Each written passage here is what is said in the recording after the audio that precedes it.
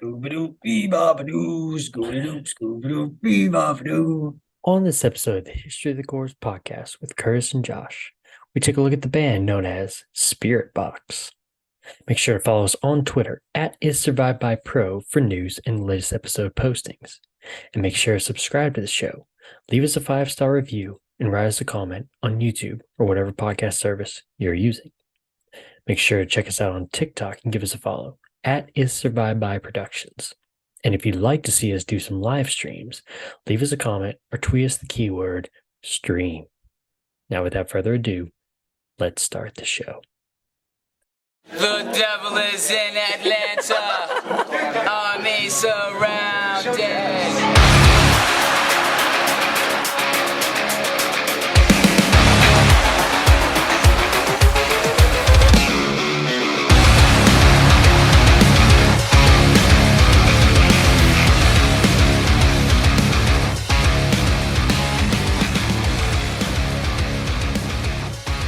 Welcome back to the History of the Chorus podcast, where each and every episode we take a look at the history of a band from the chorus genre. I'm Curtis, and with me, as always, is my co-host, Josh. What up? What up? What up? White milk. What's going on, man? Not a lot. Just spending my day very confused about what I'm listening to. Yeah. We'll talk about that confusion. I'm not sure if I like it or not. That's the great dilemma. I'm not sure. Like, I recognize that elements of it are good, right? But I don't know if I like it or not. Is that wait, is that Mines of Moria? Sure. Yeah, that's the Doors dude, of Durin, sick. my man. Where did you get that? I don't remember. Just some Lord of the Rings like fan shop where they sell a bunch of that merch. You're talking, and all I could hear was wah wah wah wah as I focused in on the Elvish writing. No, I could hear what you were saying. I was like, "Is that the ring?" And I was like, "No, it's the doorway." Yes, the doorway. That's pretty cool. Might have to steal that shirt. Thank you. Might have to beat you up and rob you. Jeez, just buy one. Why? When I can just easily beat you up, I know I can. Yeah, I don't know. I mean, we'll definitely get into it more when we start the episode. But before we do, as always, a little housekeeping. You weren't able to make your quilt. I made my quilt. No. Let's see your quilt. You want me to start? Does it look like vomit like it did last time? No, it's actually pretty good. Wait, in terms of vomit, what do you mean? Like really grainy and yeah. No, Not it's the really choice good. Of music. I couldn't tell what the hell was going on there. It was so grainy. It was good. No, I found a better way to share here. So let me share. If I can get it pulled up here. Let's see. Behold, I'm ready. My quilt. There we go. Okay. This is more concise. The other one had like 30 bands on there, dude. Yeah, there was So anyway, as you can see from the top row, I didn't get enough of I Wrestled a Bear Once last time. You went back for seconds.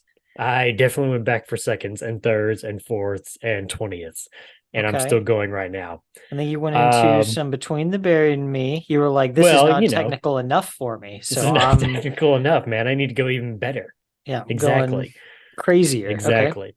So this band right next to me, though, right here, it's called Arctic Rise. Never heard of them before. It's a post rock band, instrumental band. Checked it out. It was all right. I mean, it's in my selection now, I guess. And then this one is Wind and Sails, which, if you remember from our Vanna episode, is the guitarist and clean vocalist Evan something. I don't remember what his last name is, but Evan, the original guy, that's his side project. I think that was actually his first EP that he released. Brighter Days. Yeah. Okay. So that was my deal. I think you told me about that one, and I haven't listened to them yet. Yeah, I have. I don't know, Josh, if this top row gives you any indication on any of my feelings about the band that we're about to talk about. But I think I lean more towards I Wrestled a Bear Once than so I almost said Spirit Fox, Spiritbox. Spiritbox. Yeah. So anyway, I can't get enough of these, man. Can't get enough of I Wrestled a Bear Once. Yeah. That's one of those where it's like I'm kicking myself years later for not like, really listening to them. Of course, at the same time, wasted time. Well, I mean, you're a different person back then. You could have been listening to I Wrestled a Bear Once. This is true. Okay, let's hear what you have to say. No visuals. So. Oh yeah, man, mine seems really shitty now. Like yours, it looked really good. Thank you. Okay, well, hold on here. Let me. I really only listened to like 3 bands this week, other than Spiritbox. Should we include podcasts that we listen to as well? No, that feels unnecessary. Okay. Just plugging a bunch of other people for no reason. Right. I listened to Bury Your Dead. I don't know if you were ever very big into Bury Your Dead. No, I've heard a couple them good before. albums. Yeah. Weren't they were they Victory?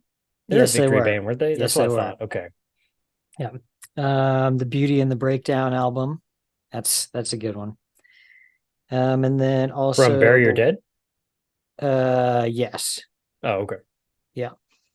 And then also the Warriors. I don't know. Do you know the Warriors? Mm-hmm. Okay. Yeah, a couple different albums by them, Beyond the Noise. And then I can't remember if it's the what is that album called? I don't remember. There's the one before that. Okay. And then also Every Time I Die, because for some reason, every time I get done listening to something, it goes to something off of Radical. And so, yeah, it started Radical. And then when you get done with Radical, it goes over to Alexis on Fire or Cancer Bats. I mean, yeah, yeah. That at the end of every album, all I hear is da da da da da da da da. Nice, cool. So yeah, that's pretty much it. Spiritbox.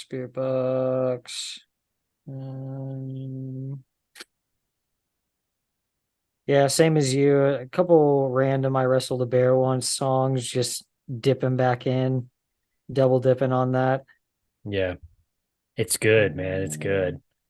Pneumonia Hawk in there a couple times. Of course. He can't go a single day without listening to it, people. It's a waste of a day. Right. Your day doesn't feel complete anymore, right? Right. You get to the end of your like, something's missing. I didn't do something. What did I do? What did I not do? I don't know what it is. Lie awake at night. I can't go to sleep until I listen to it. Cool. Yeah, so hopefully we'll get to see Josh's quilt next week, his album quilt. Yeah. So second item of business, Josh. It's a short one because you basically already gave me your answer, but I want to hear you say it again. I want to hear you say that we're doing a good job at the After Hours podcast. But any thoughts on the brand new episode of the History of the Course After Hours podcast from this past week? Let me start by saying I have always supported my friends over at the After Hours podcast. Okay? Thank you. Yeah, there's not been, we're like, oh, we'll do a corrections corner every week because like the first couple episodes I had a lot of things to jab at you guys about. And then the last couple episodes there hasn't been anything, no corrections that need to be made on information or pronunciation of band names or anything like that. I may have to throw some like random things in there just to like piss you off so you can have something to talk about. I'll tell you what, the next episode is Vanna. I will tell you the first half of their discography is crap. And if you want to enjoy Vanna to its fullest, you have to listen to the last 3 albums. That's the only way you can enjoy it. On the other side. Right? Yeah. No. Cool. Yeah, we're doing something right over there at the After Hours podcast, apparently. So yeah, You've at cool. least got your information right. That's all that matters, I man. could That's all attest that to that. matters. All right. So last item of business kind of ties into the band that we're talking about here, but I just found this article. It's from just over a year ago. It's on loudwire.com. And I thought it was kind of funny because it kind of ties into Josh's comment on Every Time I Die. So this title of the article here is Spiritbox's Courtney LaPlante had a name 3 songs encounter over Every Time I Die shirt. So let me read you just a little bit of this article here. Anytime you throw a band shirt on and leave your home, you're taking a gamble that someone will try to test your knowledge about the artist you're repping. I mean, it's only natural, right? You know, I mean, what kind of people would we be as music lovers if we didn't, check people at the door? You know what I'm saying? That's me saying that, not Okay. Okay. I thought that's that not was the a part of article. the That's me. article for a second. Sorry. Okay. No, it's me. And that especially goes for women. Oh boy. Spirit boxes, Wow, Courtney that LaFont. Yeah, didn't that was sound great. bad. That's a Oh little boy. rough. Spirit Box's Courtney LaFlamme had one of the infamous Name 3 songs encounters over an Every Time I Die shirt. LaPlante, who over the last couple of years has become quite a prominent heavy metal vocalist herself, wrote about the conversation on her Twitter yesterday, May 1st, 2022. I am wearing, or there's a quote, I am wearing my tie-dye ETID shirt at the gym right now, and the guy next to me asked me if I know the band, so I've said no. And he is now explaining the band to me. Would that be mansplaining? Maybe? I don't know. Yeah, I think that Uh, qualifies. that's what I was thinking. Okay, back to the article here. Imagine going up to someone and opening by asking if they know what the thing is on the shirt they are wearing, she wrote. Quote, I don't really think about talking about this stuff a lot because I'm not really engaging on the internet as much these days, but sometimes I'll have to tell you all the wild things men say to me. Oh boy. The singer continued, quote, I think it's cool when people ask me about bands when they see my shirt, but this guy didn't do that. He started with, do you know the band on the shirt you're wearing? Ha ha ha. This kind of stuff happens a lot, but this was very funny, so I thought I would share. Thoughts, Josh? Okay. Just based on the statement that she made, why don't you read me that sentence again where she says Uh, about not knowing like what's on her shirt, that part. about her not knowing what's on her Yeah. shirt. Where she's Let's like see. commenting to the whoever's interviewing her.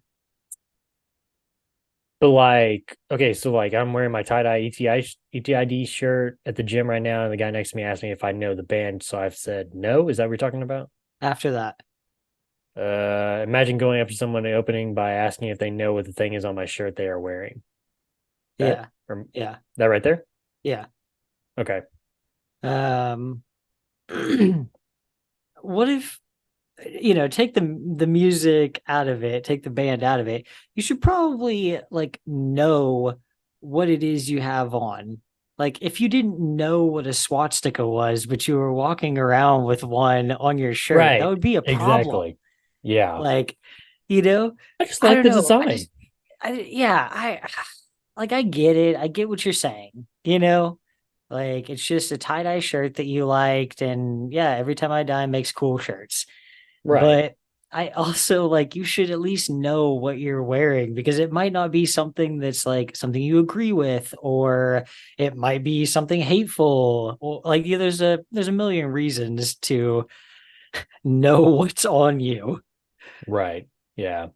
Yeah. And I think like And I that feel like when it aside, how does somebody in her genre, like she was in I Wrestled a Bear once for a while, how did yeah. they not tour with Every Time I Die at some Oh no no point? no Or no no like, no no no no no no no. Let me tell you right here. It says It's comical that the gym goer felt the need to educate LaPlante on a popular metal band without even realizing that she is the front woman for another one. If he's such a metalcore connoisseur, shouldn't he be aware of Spiritbox? Spiritbox did open for ETI at their final TID this season show back in December of 2021, after all. So they did in Spiritbox. They did, or Spiritbox. Oh boy, Perry Ferry all over again. Yeah, they did open for them. So they played with them. So it's like, I mean, did you not stick Is she around for their just like set at least? trolling Or this guy? I don't know, maybe. Like because he like asked her that, was she just like no? Like Hmm, just to like piss him maybe. off or you know? Yeah. I don't I know, don't because know, man. she never says like no, I didn't, she doesn't tell the reporter that she Right. didn't know who they were or whatever. Hmm. Yeah, I don't know, man. But I mean, I You would have seen think cases. Yeah, I have seen cases that where people really don't know you would think the if you the bands opened that for they're listening. them though, you would and he just said for Spirit Box, when she was in I Wrestled a Bear once, she could have been on tour with them at some point or Surely, played at least a surely. show with them. Or a festival or something. Yeah. Yeah. Yeah, I don't know, Surely she man. knows who they are. I really hope she's trolling him. I like to think better of her. Well, let's just go with that answer then. She's just trolling. Okay. That works for me. I feel less Okay. angry about that. Yeah, let's just go with that answer then. Okay, if you haven't guessed, we're talking about the band Spiritbox on today's episode. So let's dive on in. Genre. Get your opinion on this one, Josh, since you said you're a little confused on what you're listening to. Um, okay, genre wise, they are categorized in metalcore, progressive metal, alternative metal, post metal, and did we decide it's gent? Digent. Gent? Okay. Digent. Oh, degent. Yeah, So the D digent. is sounded. Okay. Yeah.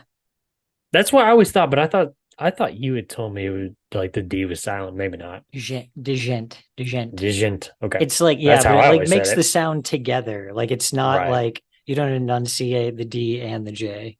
Right. It's just gent, Degent. digent, gent. Degent. Okay. Yeah. It's French. Sounds French. Dijon. No, no, no, no. Anyway, Yeah, I don't know. yeah, There's almost not enough of that. I'm gonna quote that Veil of Maya song. There's almost not enough bow down, like for this to be, you know, like I understand why they make it the last one. Like, like that's the last subgenre for this. So like, a little bit. thank you for that. That is going to be a sound clip from now on. They do play seven string, which, Does he? yeah, Okay. a lot of Yeah, those that's bands will that's have like a like seven, classic. eight Yeah, strings. yeah. I was gonna say that's like a classic. Yeah, Dijon. Oh, yeah. It I looks don't. like most of their stuff is in like drop F sharp. Like that's pretty much exclusively what they play in. Right. So I don't know.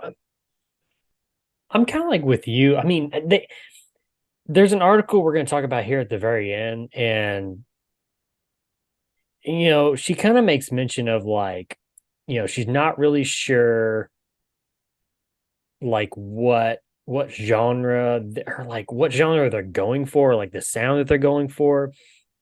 So like basically she's saying they're still trying to search for like their sound. And I feel like over the course of 6 years now that you can definitely tell throughout their not like, major differences between songs or anything like that. But I mean, you can tell that it's like they're searching through all that time of like, okay, what exactly do we want to do? You know?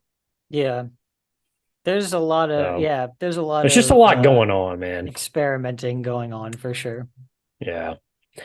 All right. So what we're gonna do is um since this was tied, or well, this is kind of tied into our last episode since Courtney was in I Wrestled a Bear one. So I'm going to kind of take you back, give you a little history on Courtney growing up, her first band, and then getting into Iwabo, and then getting into Spiritbox from there. So Courtney LaPlante was born and raised in Alabama, then moved to Victoria, British Columbia when she was only 15 years old following her parents' divorce.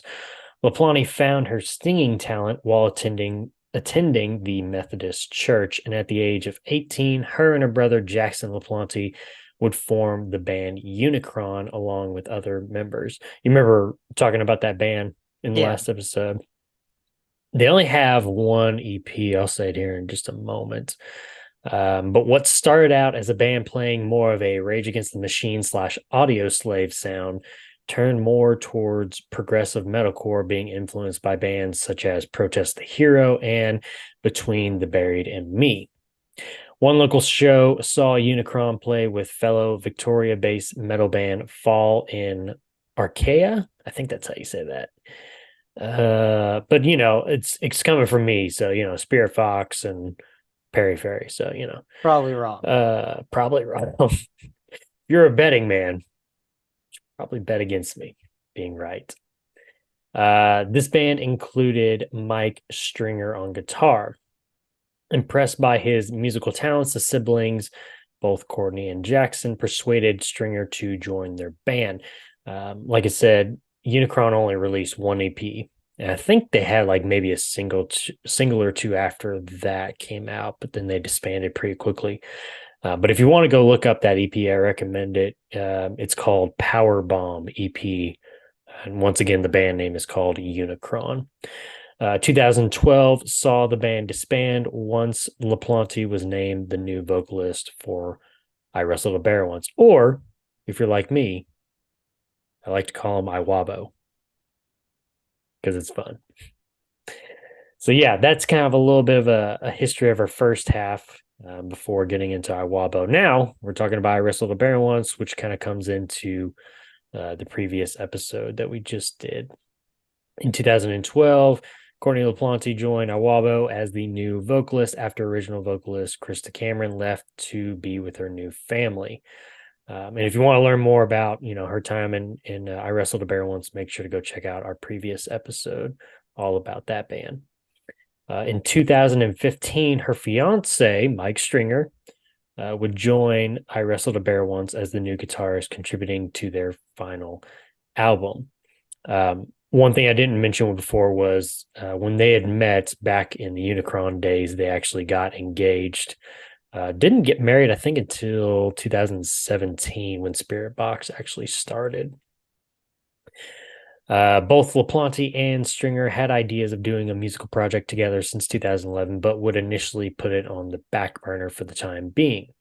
The release of Iwabo's 2015 album, which featured both LaPlante and Stringer, was a pivotal point in their careers. As soon as after the release, both would unofficially leave the band. Words are hard. Reading's tough, man. So yeah, right after that album release, they unofficially left the band, but the official announcement of their leaving wouldn't come until 2017. Kind of a weird situation there. We talked about that just a little bit in the last episode. The couple would return to Victoria, British Columbia to find steady work while writing new material for their future project. Stringer would write demos on multiple instruments and present them to LaPlante for comments and ideas. Finally getting married in 2016, the couple would ask for donations for their musical project as wedding presents. Give us money. We need money. Give me money now. The duo decided for the first EP they would bring in former I Wrestled a Bear Once drummer Mikey Montgomery as a session artist. Following so far, Josh? Yep. Good. It's all making sense. Okay, good. Finally, in October 2017, the duo would announce their name, Spiritbox, and then decided it's too confusing. Foxes. So we're going with Spiritbox. Along with their upcoming EP. Before the release of the EP, a single entitled The Beauty of Suffering would be released to tease the upcoming album. Interesting fact for you, Josh, the couple received a budget from Factor, which stands for the Foundation to Assist Canadian Talent on Records, funded by the Government of Canada and private broadcasters to support investments required for recording and touring. Pretty interesting. Pretty interesting. It is I don't interesting. know. Does America have something like that? The hell no. I guess it's just called the bank, and it's a loan with a hefty interest tied to it, I It's a guess. label fucking you while you tour around the country in a shitty van, For nothing. not getting paid. Yeah. All right, so here we go with the first EP, 2017's Spiritbox EP, which was self-released. Produced by Mike Stringer and Dan Bronstein. It was recorded in the couple's home studio, couples being Courtney and Mike. Mixed and mastered by former Volumes guitarist Daniel Bronstein. Thought that was kind of interesting. Songs on this album include The Mara Effect Part 1, Part 2, Part 3, Everything's Eventual, Aphids, not Aphids, Aphids, and The Beauty of Suffering. So what'd you think on their first release, Josh? The first two I feel better about than the full length. Yeah, go ahead. We're getting pretty digital. Like it's all pretty digital, but we're getting real digital by the full length. Yeah. Also, the full length has a couple songs that feel really tacky and kind of pandering. Like I don't know. I feel like Holy Roller is really, really pandering. It's like I used to think I think it's the song Pray, maybe by Straight from the Path. I used to think that song went really hard. And then like listening to it back, I'm like, this song just feels like really tacky. Like, I don't know. There's just like something about it that sometimes when you try to say something so outright, it just like comes off as tacky. Like if it's more subtle and it's, you know, it's in there, but it's not like every other word or, I don't know. It just, I don't know. There's something about this that feels Okay. super tacky, but it feels a little bit like by the time you get to like Baptized in Filth for Impending Doom, like there's something about a couple of those tracks that just feel kind of tacky. No, I got you. Yeah. Okay. Yeah, I don't know. I'm with you. I got to the full length, and I think I got like halfway through, and I was just like, all right, I don't know if I can finish this. Because I don't know. It's just this whole catalog for me, this whole discography, just like nothing like really jumps out at me and like pulls me in, you know? I don't hate it. I don't hate Spiritbox. You already said it. You hate Spiritbox. One of my No, biggest problems. no. I'm disappointed in myself because I keep saying Spiritbox. I don't know where I'm getting that from. I really don't. Spiritbox. I don't hate Spiritbox. I just like I don't know, they're just not for me, man. The one of the big things that turns me off is that it's got to be close to half the catalog is just singles, and Yeah, singles don't do anything for me. Like right. I want to listen to an album as a whole. Because what you do if Well, you and like a we talked single, man, then you just wind right up blasting the single over and over and over and over and over. until you beat it in the ground. We talked about that with Alexis on Fire when they were making their comeback, and they released like 3 or 4 singles, and it was like, all right, so when are we getting a full length? Or are we just what's happening?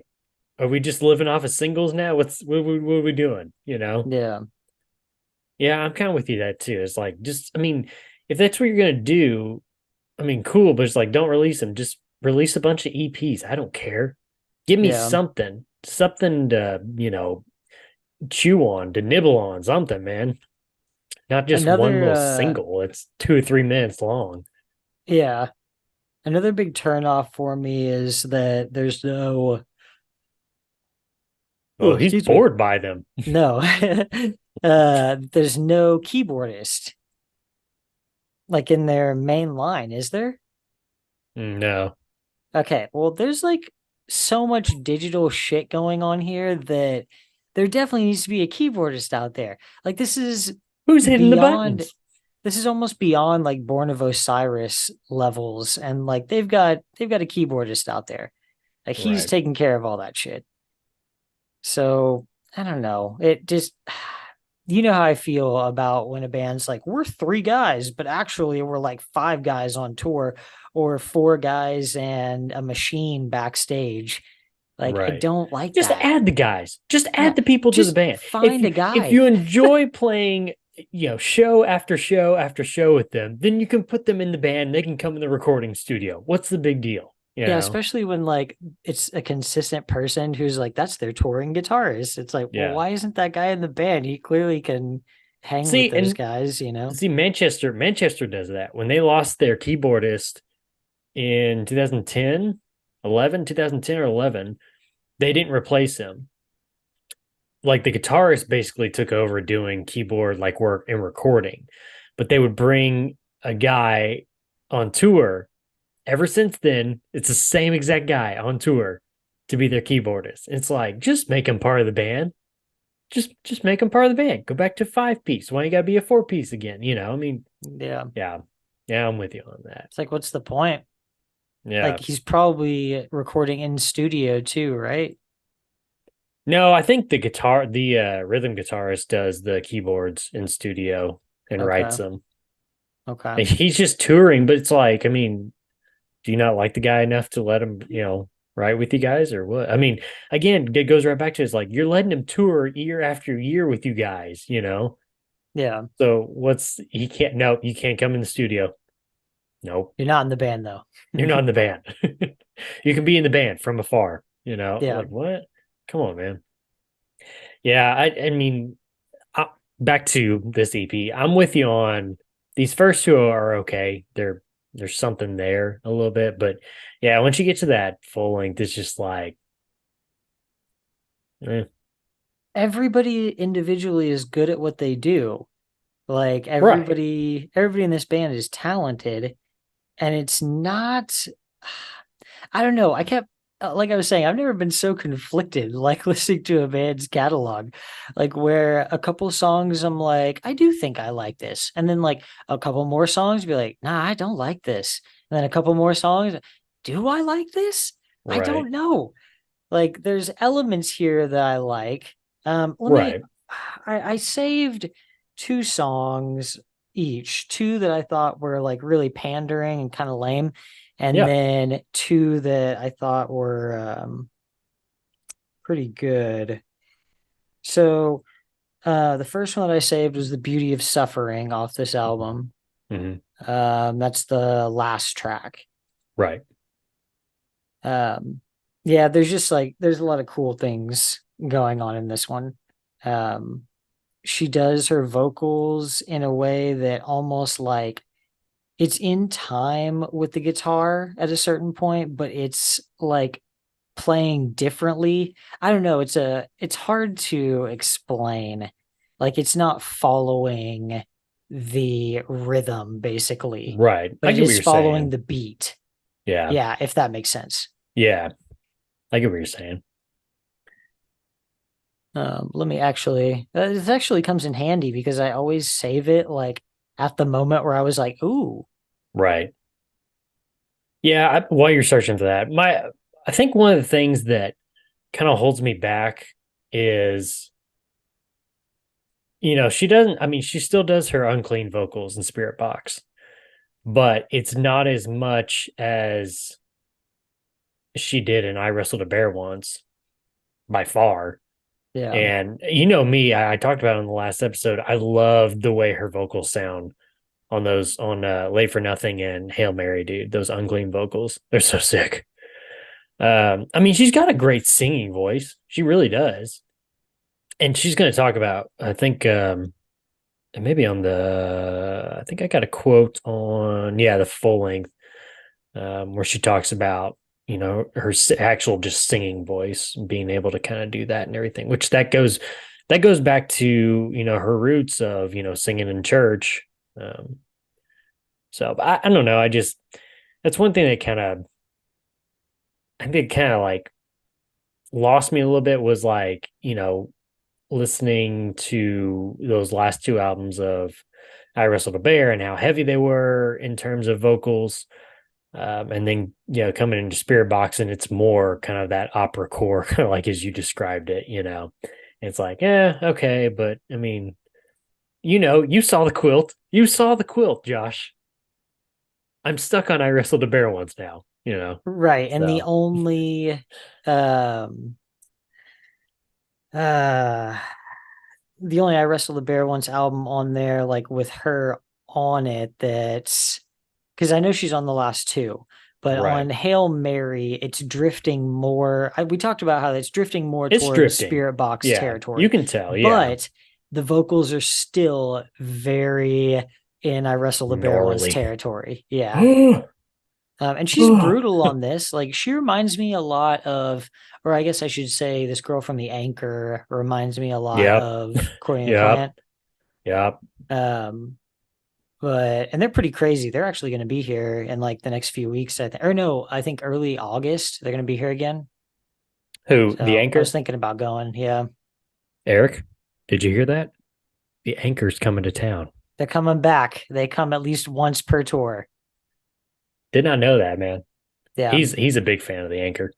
Oh yeah, they're sick. Oh yeah. I don't know Um, as much, but you were it's on the list. saying you're saying her vocals, the clean stuff comes from a lot of her roots. And I think that really shows on Trust Fall, which was the second song that I saved. And that's on the Oh, it's next coming on the album. single. Yeah, okay. Yeah. Because the end of that track with all the harmonizing, overlapping vocal parts, Right. really good. Um, and then, I'll just go ahead and give you the two that I thought were kind of ridiculous were Holy Roller and Circle with Me. They feel like they're Come on, singles for circle your people. album, like they feel Yeah. like I I don't remember know. the first time that I heard, I think Holy Roller and um yeah, Circle with Me and then Secret Garden. I think those were like the first three that I ever heard from Spirit Box. And I remember I remember seeing the title of Circle with Me. I was like, I don't know if I already like I don't know if I like this already. See, You those just two like you have those songs to feelings me, sometimes though, like when you just like read like a song title and you're just like, okay. I don't know. yeah. You ever get those feelings? Yeah, they I just feel don't I don't want to cheesy. I just don't Like want to I don't certain want to judge it before, but it's like, yeah, you can just like tell sometimes like yeah. Yeah, there's a lot of bands that I can think of that just like are terrible at naming songs, and especially if you at that notice point you're like just like the just name it track further 1, 2, 3, 4, 5. right, the further a band goes, I feel like the more lame the titles start getting. Yeah, I could You agree know, with that. Vanna's one like that. Like you brought up Vanna earlier, like I just stuff like that. Like We're all the the song wounded titles young man. get yeah, they just get so Hey, lame. this song's called Flower. Like what? Spiritbox, I was gonna say that Holy Roller and Circle with Me are these are the kind of songs that people who aren't really into this kind of music like think are cool, you know? I, I don't know. I just Woo, the shots whole fired, people. the whole concept feels like yeah, a lot of their fan base are people who like don't have their foot completely in this camp They're getting because yeah. yeah, Mhm. because if a bunch of their fans were like hardcore, gent people, like they wouldn't be into it. They'd be critical of it because it's not all the way in, you know? Right. I feel like this band is playing with a lot of genres. A lot of their fans aren't going to be they're not going to be people who are necessarily into these genres, Mhm. Um, I don't know. I like to call this like a deathcore light. Like Um, Miller Lite or Coors no. Light. I like I don't know. It's hard to exactly nail down how I feel about this because there's some tracks where this works, like Eternal Blue. I feel like the whole thing they're trying to do works on that track. But yeah, this is a tough one. This is confusing. I don't like feeling like this. Yeah.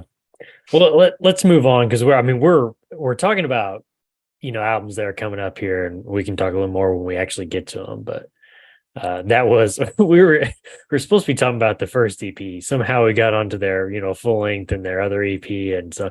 But What's there to talk about? There's 20 songs in this band's yeah. I was catalog. supposed to say. I mean, it is kind of just kind of a mishmash episode. Yeah. But yeah, there are some other things I want to talk about though.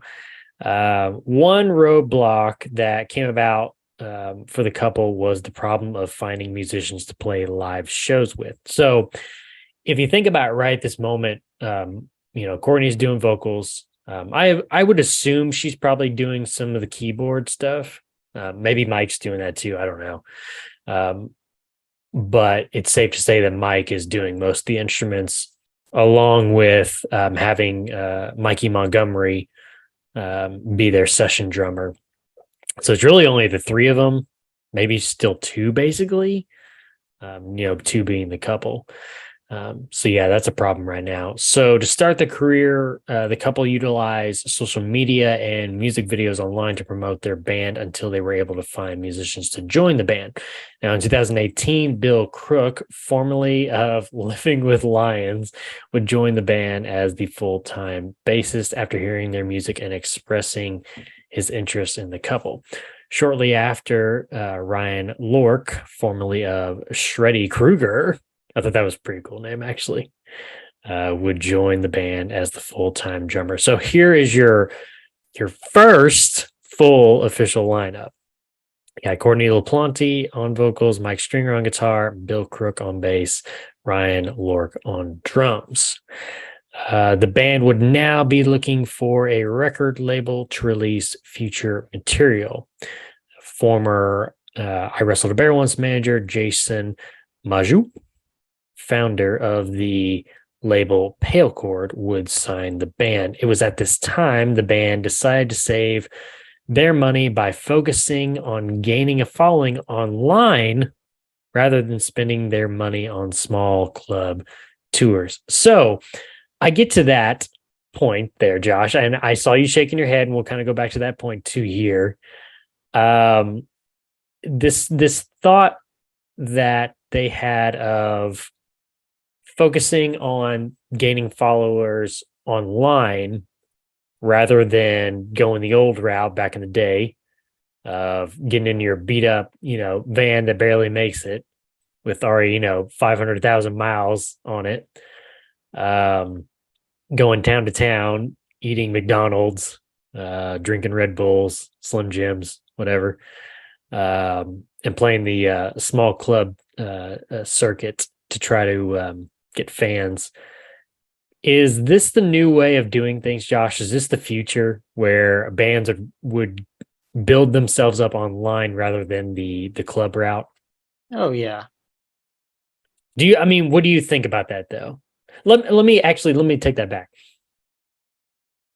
Whereas now it's like you have social media and everything like that. You being in a band back in your high school days, describe the ways of maybe besides club touring. Well, or no, I shouldn't say club touring, but like playing at local venues. What other ways were there back in your time to promote your band, your up and coming band? What? I'm sorry, I can't get over these horrible music. These music videos are terrible. Really? Okay. Yes. I don't care for this. Well, they got your attention though. I guess. What were you asking me? They got your view, bro. It's in the data. Your view is there. No, I was just we were talking about again the online now gaining an online following on social media now compared to, back when you were in a band back in high school. Obviously, we had MySpace. That was a big thing growing up, to put your music on, everything like that. But besides like that, or even just playing local venues, like what other ways in your experience were there, maybe just word of mouth, maybe just burning a crappy CD of your demos to give around high school? I don't know. You tell me. What was Yeah, your spray experience? paint your band name on stuff. Oh, you did that? Okay. But yeah, I mean that was about it. There's not really much out there. Yeah. I don't know. I get it. I mean, you use the tools that are given to you, but I think again, it's like for us, coming from the age that we lived in, back in high school, of like you got out there and you put the work in. Yes, again, you had MySpace and Facebook was up and coming at that time, but I mean, you got out there and you played the shows. That's how you got your name out there. You didn't make all these music videos and put out a bunch of singles, to tease everything. I mean, you went out there and you recorded an EP and you sold it on, 200 disc, at your local venues and everything like that. But it's just, I mean, that's the new way of doing things now, is just doing it online, I guess. So are But you saying that you feel like they're not putting in as much work, or you feel like it's like less than because they haven't put in as much work? no, I'm not saying that they're not putting in the work. I'm not saying that. I'm just saying, like, it feels like you back in the day, it's like you got out there and you went, and not that they, I don't know, maybe just digging myself a hole here. No, I mean I hear what you're saying. I just I kind of don't. I mean, It doesn't. you don't even have to be in the same room to have band practices anymore. Yeah, I don't How know. much of It a doesn't. struggle was that back in our day? Yeah, it You doesn't know, bother me necessarily. It's I'm not just saying it like, bothers me. yeah, I don't It's know. just a different way of doing it. That's like you You were know, saying, you work with the tools that you have, and yeah, there's more tools now. So, I don't think I'm not like, oh it's not a man, like bad thing. they It's they just haven't, like put in the grind out there on the road, like doing the little stuff or whatever. I'm like, I don't really care. Like, I really no. I just more mean, care about it, like if the music is good. right, and I got you. Yeah, I don't know. I just thought it I was kind hear you of though. Like I hear what you're saying. Like I know the point you're trying to make. And yeah. I I don't just thought feel it like was. it's like a super negative take or anything, but Oh, okay. Well, you're making me yeah. feel like I'm a bad person. No, I don't think it's a super negative take. I just think it's like, you were coming at it from that side, and I'm just coming at it Yeah. from the side of like it just doesn't bother me really at all. Okay. But Well, I'm a hard worker. I what enjoy a the good day's hell is work. happening in these music videos? Which one are you watching? Which Right ones? now, rotoscope. Yeah. I don't know, man. Like I said, they got your view. It's out there. So it's in the data. It's collected. Let's talk about 2019's singles collection. I, from Pale Chord Records, produced by Dan Bronstein and Mike Stringer. Songs on this collection include Perennial, Electric Cross, Trust Fall, Belcara, and Bleach Bath. I, it, why don't you just call it an EP? Why are you calling it a singles collection? I'm Spotify confused. calls it an EP. Okay. Did they call it? But is it called singles collection EP? It's called Singles Collection, but it is categorized as an EP. I mean, The it is. 2019 EP of 5 Yeah, songs. I just like. Can you come up with a better name? Like, what are we doing? Aren't all EPs basically a collection of singles? Because all these others, like the singles, say single.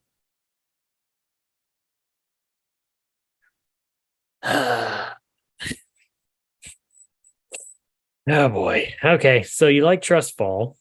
What is it? Okay, so Eric really likes this band, right? I know he likes them. I don't know how much he likes them. Okay. I'll have to I get just back wanted to to you see on that like what the one. draw was for him, like what part of this, or maybe Yeah. the whole thing. Maybe it's her. It's like, I don't know. We're just both kind of on, I feel like, relatively the Just same like, side of this where it doesn't 100% work for us. yeah. So it's hard, like you're not on the side of like, oh yeah, like it's great. So it's hard for me Sitting to, I'm Dwight. I'm sitting on the fence with the post in my mouth, and that's the comfortable way of doing it, right? yeah, That's how I think that's how he said it, right? we're both just, we can't pick each other's brains on, why somebody who's invested. Yeah. Yeah. Now we'll have to get his opinion on the After Hours podcast. Yeah. Uh you got anything to say about the singles collection? I said what I wanted to say about the singles collection. I don't like the title. I don't understand it, and I can't get past that. Yeah, it's not, I don't know. Like I said, these first two, they're the best for me out Yeah. of this discography. I told you about, we talked about Trust Fall. Belcar is good, Bleach Bath is good. It's it's not that, I've said this already, but it's not that they're not good. It's just that it Very doesn't 100, talented. yeah, it Very just talented. doesn't 100% play for me.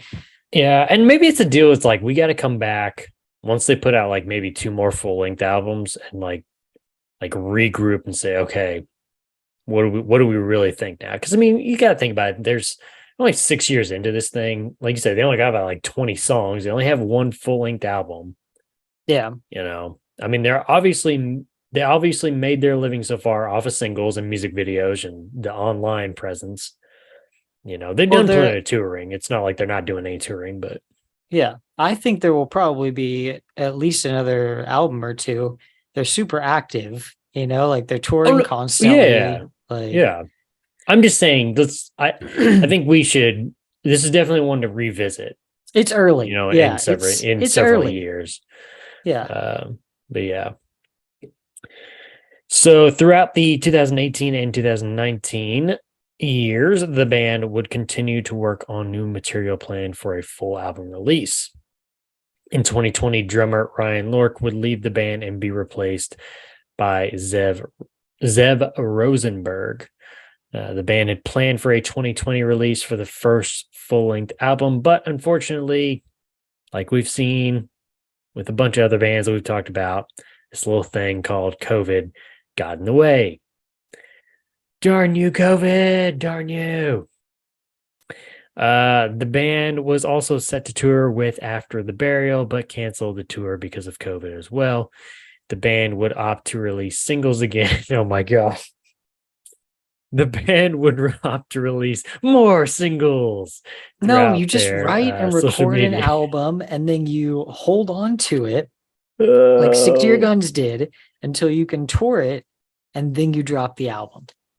See, if they were around for well, actually, I'm surprised they didn't go back and be like, "Hey, what we're gonna do during COVID is we're gonna re-record 2019's album and 2017's album," because that's what everybody was doing basically during 2020. They were either doing like weird reiterations or just like re-recording an album or whatever, something crazy Yeah. like that.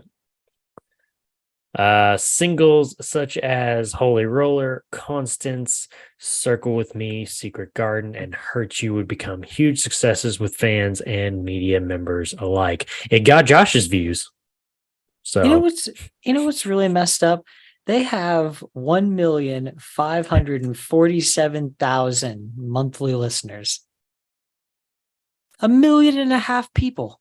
you talked about that in the last episode because you thought it was a crime that compared to I Wrestled a Bear ones, especially like the last two albums that have Courtney LaPlante on it. That is so messed up. Yeah. This is so backwards.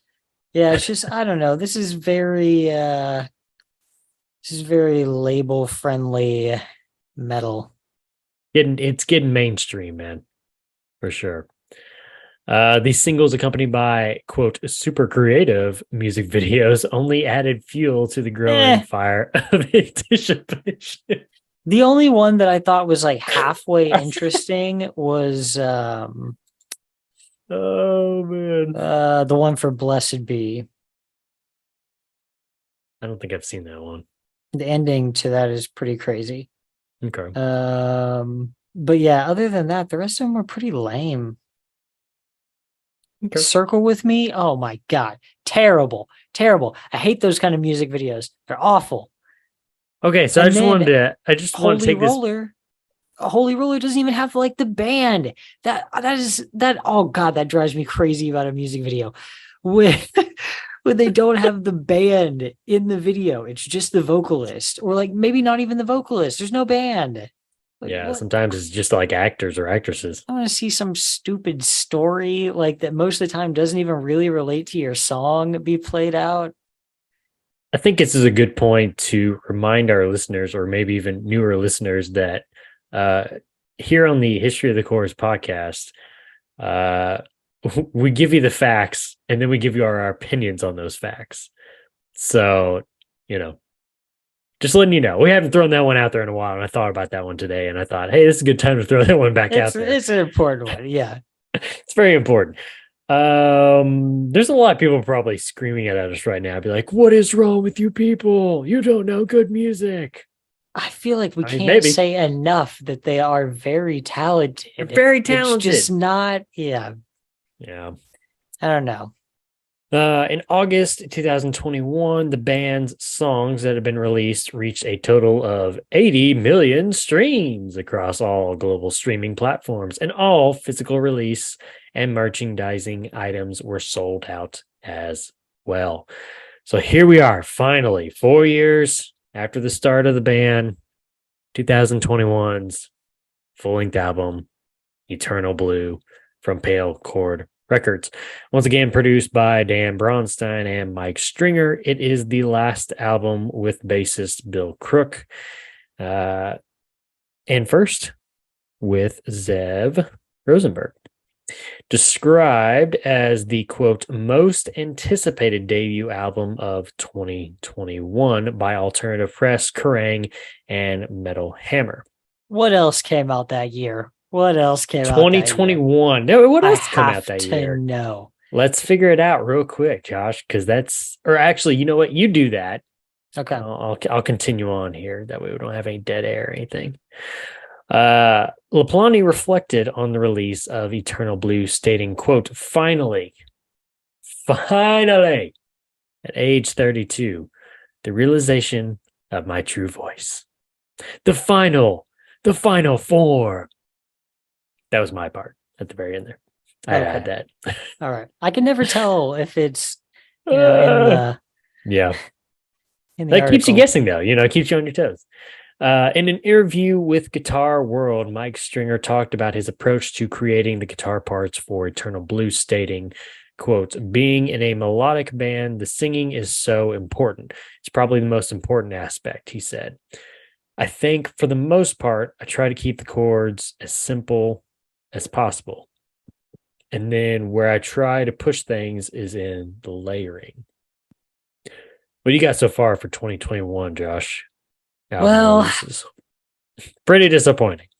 I got a couple of problems here because a couple of these albums didn't come out then because of stuff related to COVID, or like because they're the most anticipated albums of. Okay. Well, I was about to say, go ahead and round out though. You know what I'm saying? I'll just give you some here. Yeah, go ahead. I'll just give you the list as it was, the most anticipated that year. Okay. 3008. They're still a band? Yeah. Wow. 24K Golden. Who? 68. The third 68 album was supposed to come out in 21. Have you listened to that one yet? No, I have not.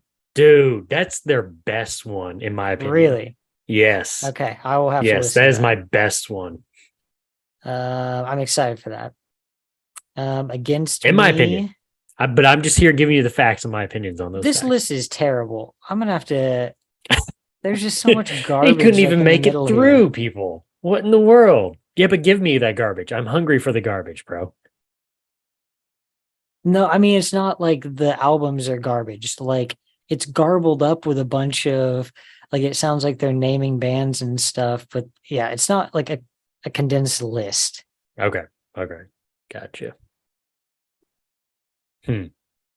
Well, songs on this full length album include Sun Killer, Hurt You, Yellow Jacket featuring Sam Carter of Architects, The Summit, Secret Garden, Silk in the Strings, Holy Roller, Eternal Blue, We Live in a Strange World.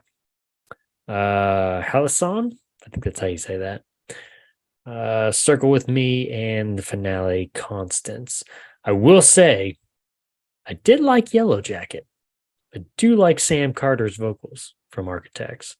I haven't really listened to a whole lot of them, so I'm going to go back and listen to them separately. But I did like that song actually, basically in part due to his vocals. You find anything else, Josh? Are you still looking? This is just all so diluted. I was trying to like in my mind, I'm trying to think what came out in 2021, but I don't even like really remember anything. Gosh. I mean, everything seems to be like I'm like, oh, that one. Then I'm like, oh no, that was like after. Um yeah, I don't know. I can't think of anything or off the top of my head at least. That having to like do some like hardcore digging, but and where do you even like go to look something up like that in like the artists you like or the artists that you think of, you know what I mean? Yeah, and it's like everything that I'm finding is like okay, so one of them was from a website called The Alternative, and it Oh, was bro, their the what? Radical. Did that come out? No, let's see. Did that come out in 2021 or not? No, it was 22, wasn't it? Wasn't it last year? No, dude, they broke up and they played their last show in 21. Time means nothing to me. I know. See, Was it that must 5 say years that's ago? Was it 10 years ago? I don't know. that's yeah, that's the other problem too, is like with COVID and everything is like, man, it just makes it feel like God. Yeah, it was released in October 2021. The other one that's on this list, second is Colors 2 by Between the Buried and Me. And I just listened to that not so long ago, and it was really good. I thought, in my opinion. Um, Silent Planet. I haven't listened to that one. See You Space Cowboy, Dying Wish, Trivium. Oh, did you listen to the newest Zayo album, The Crimson Corridor? It came out in Uh, 21. yes, then. Yeah. Did you like it? I didn't know if there was a newer one. Yeah, dude, I feel like the last couple that they did were still pretty solid. Okay, so that's pretty good. It's not bad. I Um, mean, we know a few on there at least. I don't know a lot of these other bands. Of Mice and Men, yeah, okay, so some of the later ones Zayo had too were um the Pyrrhic Victory EP. Pyric, yeah. That one was really good. And then the Well Intentioned Virus, that one was also really good. Carnifex put out a album in 2021. I haven't Graveside listened to them in a Confessions. really long time. Yeah, you might have to listen to that one. Tags depressive, dark male vocals. Yeah. Yeah, yeah, yeah. I mean, they're not lying. Um, Born of Osiris, they put out a new one in 21. While She Sleeps. I haven't heard this band name in a long time. We Butter the Bread with Butter. We butter the bread with butter. Dang, that's a classic name right there, man. Let me Every just get time to I a few die, more put here. out their video for post boredom. Yeah, but they put out Radical in 2021. That's what I was saying. Okay. This is mostly Um, showing me like music videos oh, I'm that on collaborated with either singles or I'm on rateyourmusic.com. It's got like the top albums for 2021. And it's got the release dates and everything on it too. So that's where I'm That's what Gotcha. I'm seeing that too. But yeah, I don't. There's a lot of bands on here. I don't even recognize the names. Of course, I'm sure there's a lot of newer bands by now and everything like that. Anyway, okay, I mean, if they'd already hit like so 80 million streams or whatever, and they've got this many monthly listeners, all the music videos have like, they've 5 to 10 worked. million views. Yeah. Yeah, I don't know if I've ever like really been like a big fan of music videos. Period, though. I mean, I'll watch them, but like, Really? I'm not one of those people that I'm just like new music video, man. No, but like, oh, man, like there's some great old music There's videos. some good ones. There's some good ones out there. But yeah, I don't know. I just like never been like a big music video guy, you know. Okay. So you learn I something love new them. about me every day. I love them, but they gotta be right.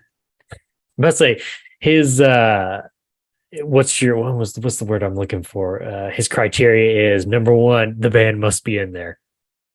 Do they Yeah. have to be playing it? Do they have to play at any point? Or can they just be like actors or actresses? I want to see them play.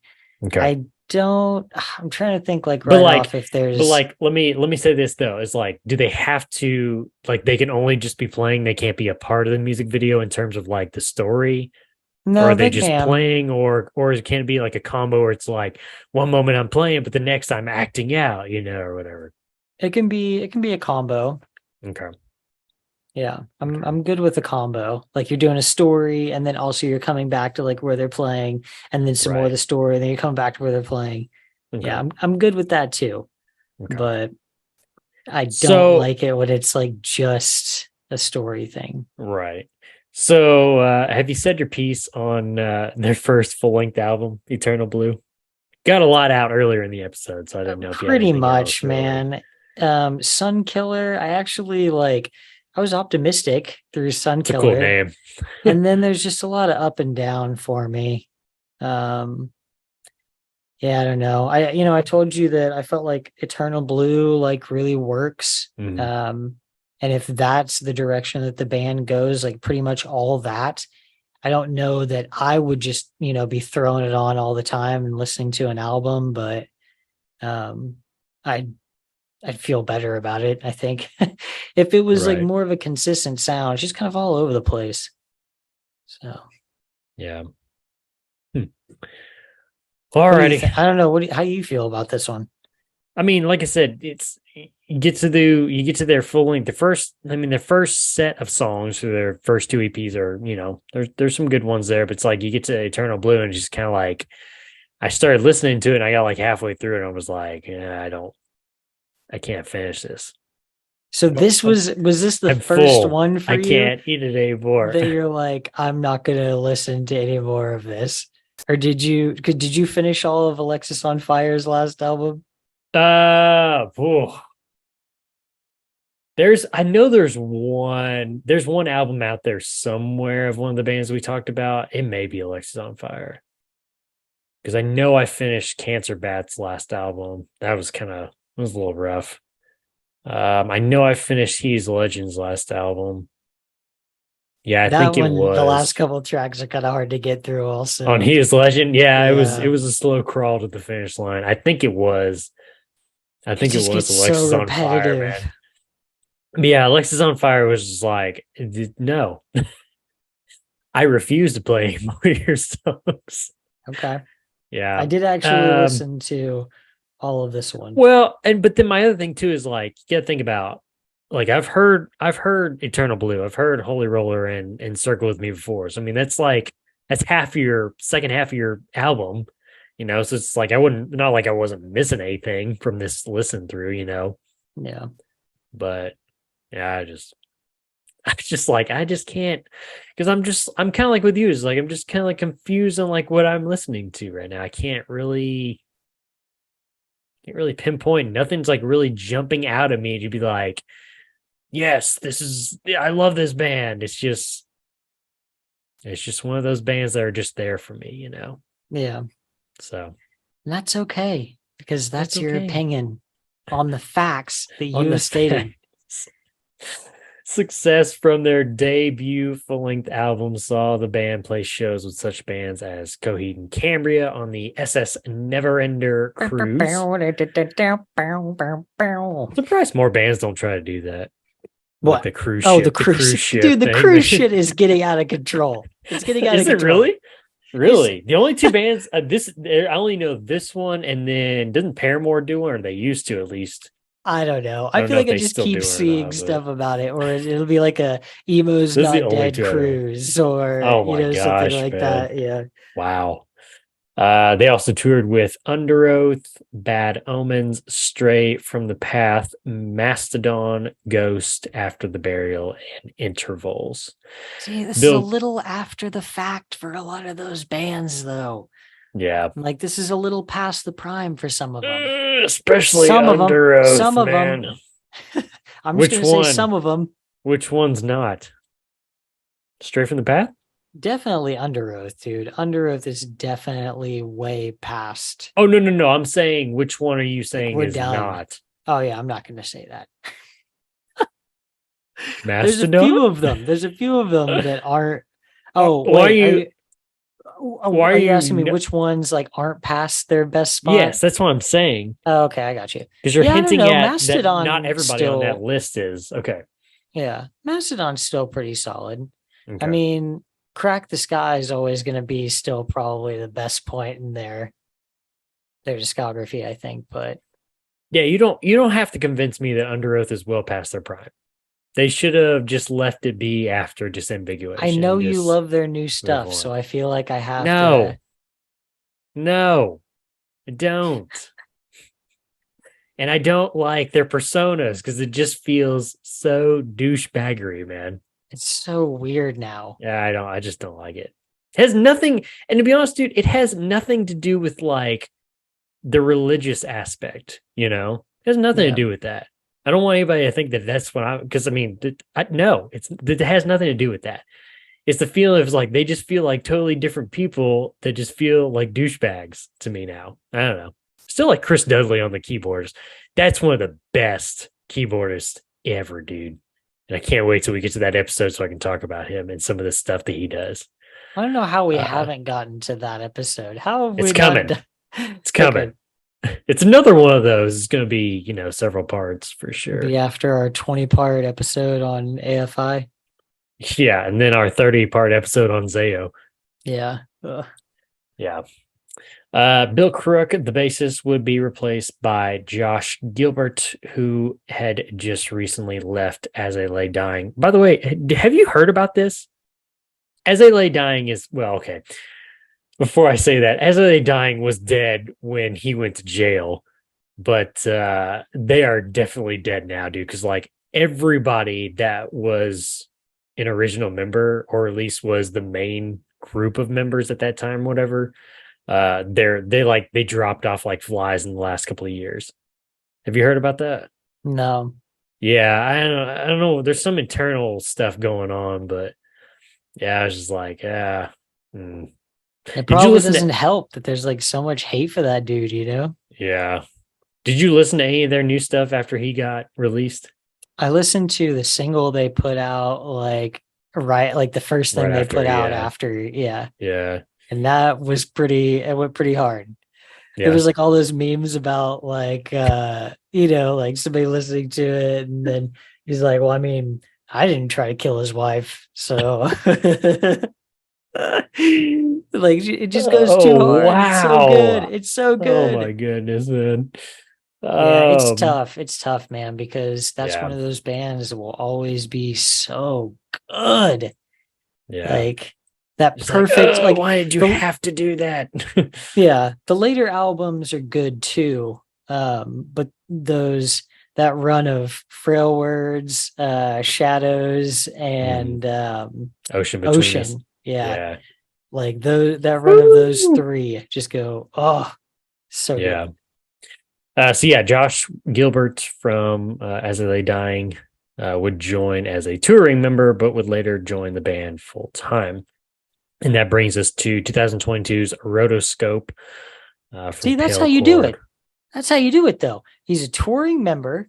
And then you're like, you know what, dude, you tour with us and you're basically in the band. So why don't you just be in the band? At least like they got that part right. I agree with that part of what they're doing. Records.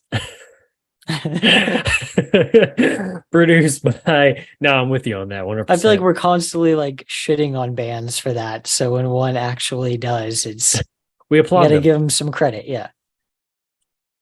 Produced by, once again, Dan Bronstein and Mike Stringer. There's a pattern here, people. There's a pattern.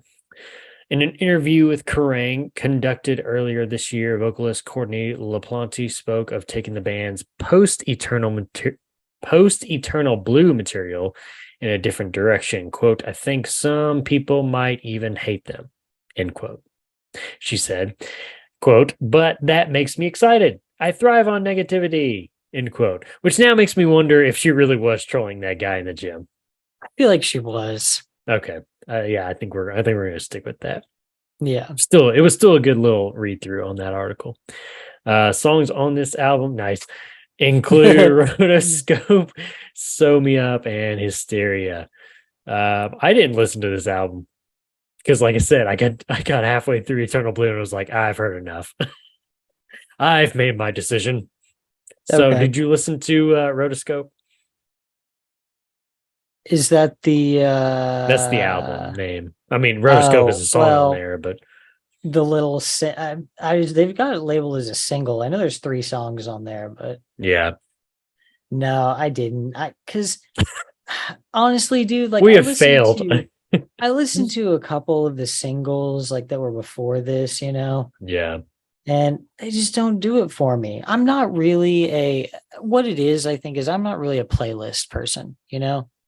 In certain circumstances, yes. And I feel like for me, I got to pick stuff that, you know, there's some songs off albums that I like that if you pluck them off, they don't stand as well on their own, you know, without the song before it and after right. it.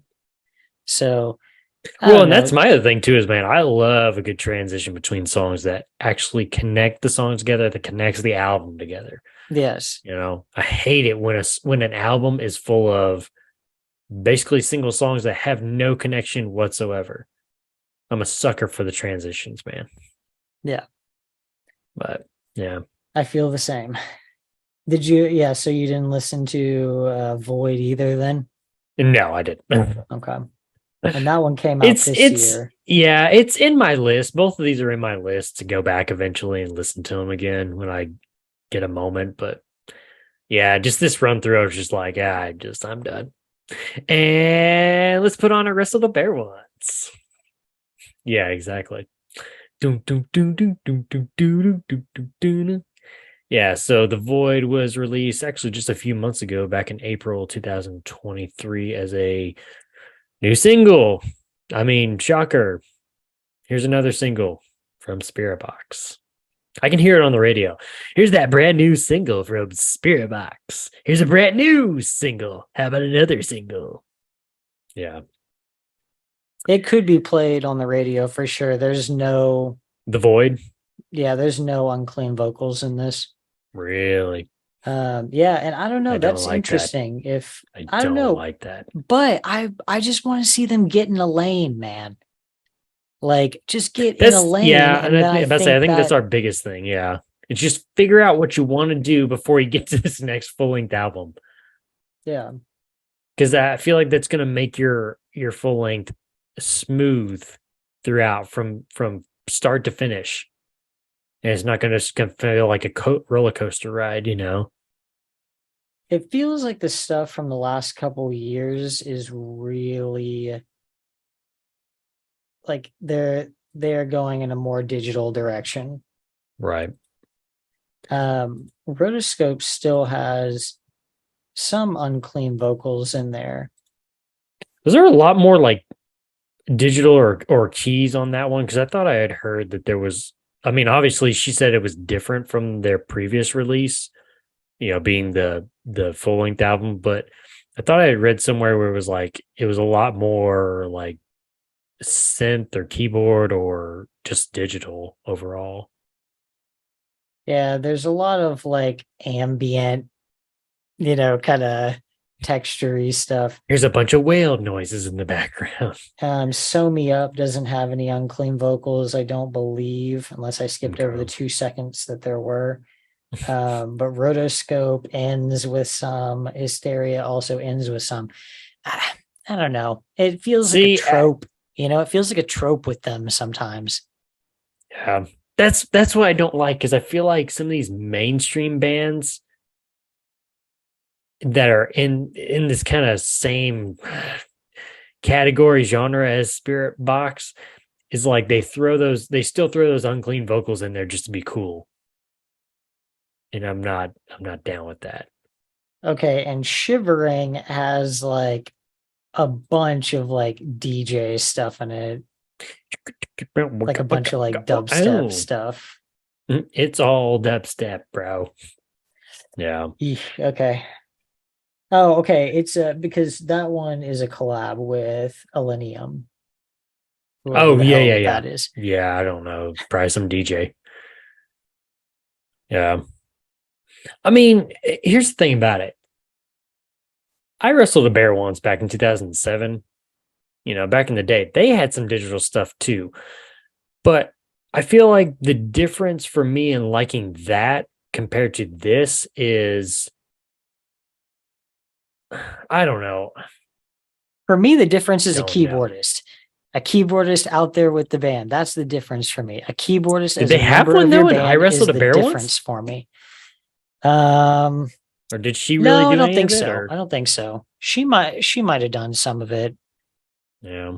but that's always a major sell to me. Like when a band has a keyboardist, I'm like, yes, yes. Yeah. Hmm. Well, I'm gonna finish up here with a little some quotes from a recent article that actually just came out just a couple of days ago. And I posted it on our Twitter page too. If you want to check out the full thing for yourself, I'm just going to give a couple of quotes here. But ML Wilkes from Kerrang.com released an article on July 5th talking about how far the band had come in such a short time. This first quote is about their popularity, the rise of their popularity after their debut album release. Quote, following the steadily intensifying hype mounting behind the band with the viral sensation Holy Roller, Spiritbox's debut LP, Eternal Blue, was met with dropped jaws and swelling appetites when it was released in September 2021, approaching down-tuned, downtrodden metalcore with both more grace, more aggression, more vitality than their peers. Now they're in the highest of demand. Their debut UK show at last year's Download Festival attracted a crowd too big for the third stage tent to handle, earning itself a place in Donington lore. And then talking on the future of the band and what's next for them, quote, Spiritbox are far from limited in the moves they can make next. As easy as it is to forget that they're still a relatively young band with only one album to their name, in Courtney's mind, this is an advantage. Quote, I don't feel like we've been around long enough to disappoint anyone. We are just getting started and we're still figuring out what we are.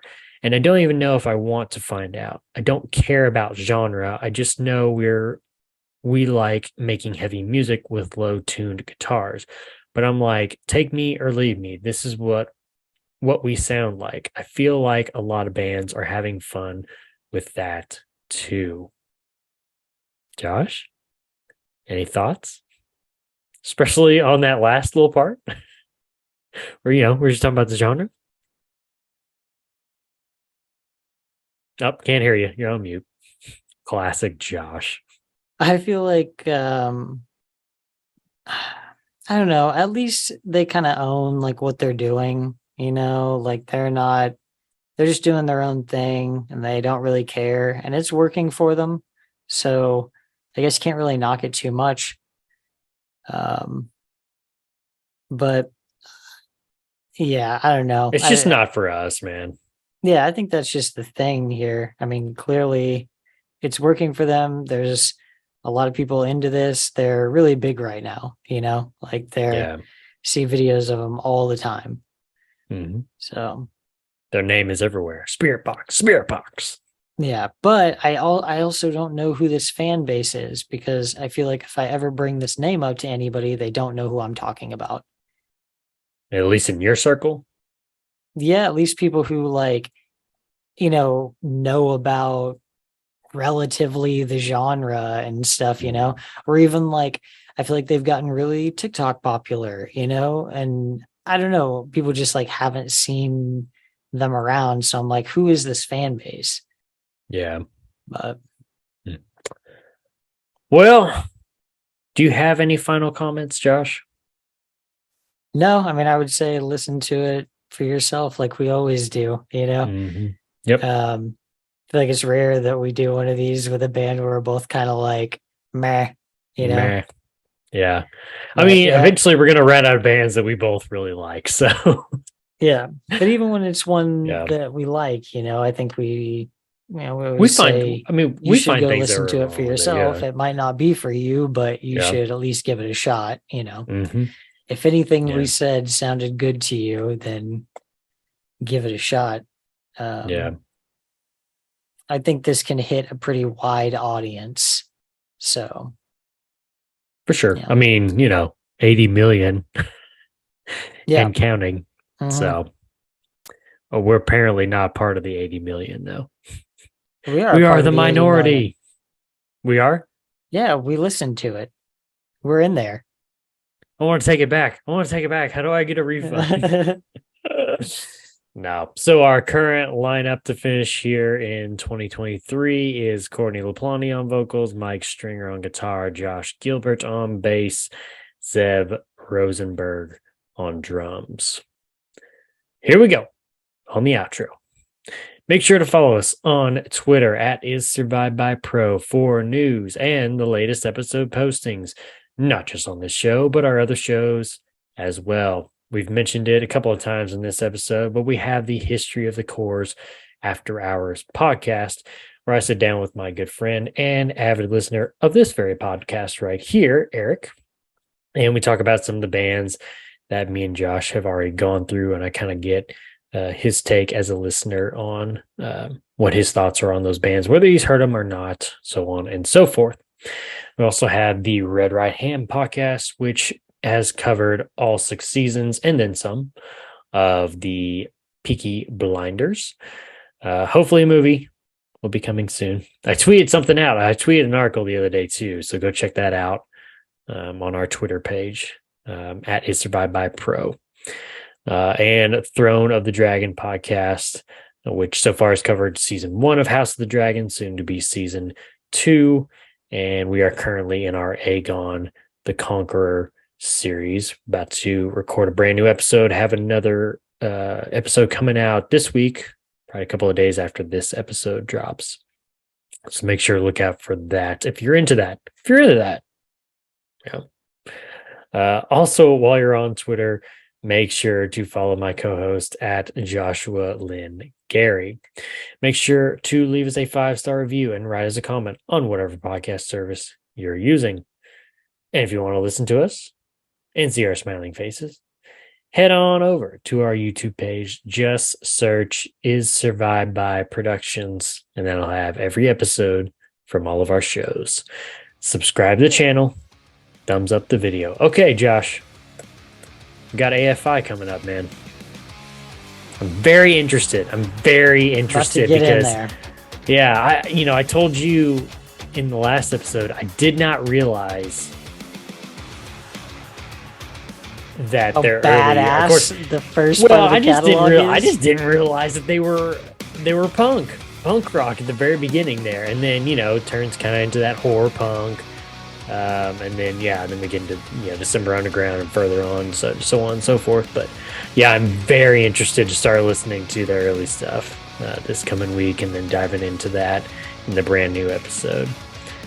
So yeah, should be interesting. Man.